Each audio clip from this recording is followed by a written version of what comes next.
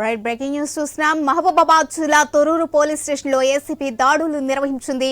Thorrur CI Jagadish లంచం తీసుకుంటూ పట్టుబడ్డారు. ఇక పిఎస్ లో ఏసీపీ అధికారులు సోదాలు నిర్వహిస్తున్నారు. పీడీఎస్ అక్రమ రవాణాదారుడి నుంచి సీఐ జగదీష్ 5 లక్షలు డిమాండ్ చేశారు అన్న ఆరోపణలు ఏసీపీ దాడులు చేసింది.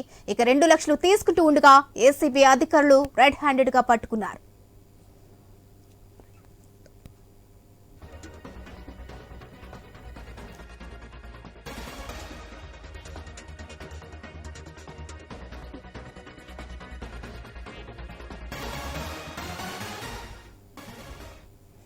మహబూబాబాద్ జిల్లా తొర్రూరు పోలీస్ స్టేషన్ లో ఏసీపీ దాడులు నిర్వహించింది. తొర్రూరు సీఐ జగదీష్ లంచం తీసుకుంటూ పట్టుబడ్డారు. ఇక పిఎస్ లో ఏసీపీ అధికారులు సోదాలు నిర్వహిస్తున్నారు. పీడీఎస్ అక్రమ రవాణాదారుడి నుంచి సీఐ జగదీష్ 5 లక్షలు డిమాండ్ చేశారన్న ఆరోపణలు ఏసీపీ దాడులు చేసింది. ఇక 2 లక్షలు తీసుకుంటూ ఉండగా ఏసీపీ అధికారులు రెడ్ హ్యాండెడ్ గా పట్టుకున్నారు. ఇక దీనికి సంబంధించి పూర్తి అప్డేట్స్ మా ప్రతినిధి ప్రశాంత్ అందిస్తారు. ప్రశాంత్.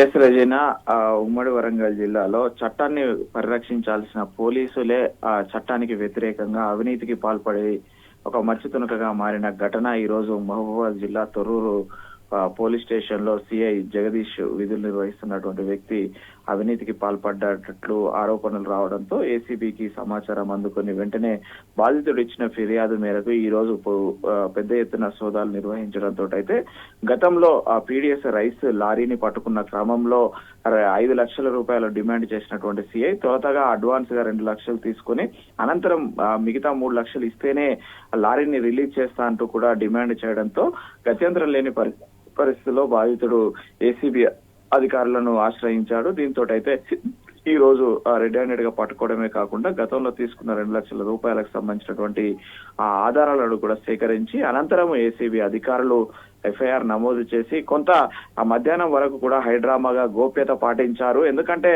పోలీసు వ్యవస్థకు మచ్చుతునకగా మారినటువంటి సిఐ పైన కేసు నమోదు చేసే క్రమంలో అటు ఉన్నతాధికారుల అనుమతి కావచ్చు, ఇటు మరోవైపు మీడియాకు ఈ విషయాన్ని సిఐ అవినీతి పరుడు అంటూ కూడా చెప్పే ప్రయత్నం కూడా చేయకుండా చేసే ప్రయత్నం కూడా జరిగినప్పటికీ కూడా ఎట్టకేలకు మీడియాకు విషయం తెలియడంతో అయితే మీడియా ఈ విషయాన్ని అప్పటికే బహిర్గతం చేయడంతో అయితే గత్యంతరం లేని పరిస్థితిలో ఎట్టకేలకు కొద్దిసేపటి క్రితం 6 గంటలకు మీడియా సమావేశంలో ఏసీబీ అధికారులు పూర్తి వివరాలను కూడా వెల్లడించిన ఘటన కలకలం సృష్టిస్తుంది రజీనా. ఎందుకంటే ఒక అవినీతి జరిగినటువంటి క్రమంలో పోలీసులే కేసులు నమోదు చేసి విచారణ చేయాల్సినటువంటి పోలీసులే ఇలాంటి అవినీతి అక్రమాలకు పాల్పడుతుండటంతో అయితే ప్రజాస్వామ్యంలో అనేక మంది కూడా కొంత విస్తుపోయే పరిస్థితి ఉంది. ఇప్పటికైనా పోలీస్ అధికారుల పైన ఉన్నతాధికారులు నిఘా పెంచి కింది స్థాయి అధికారులు కావచ్చు, మిగతా పోలీసు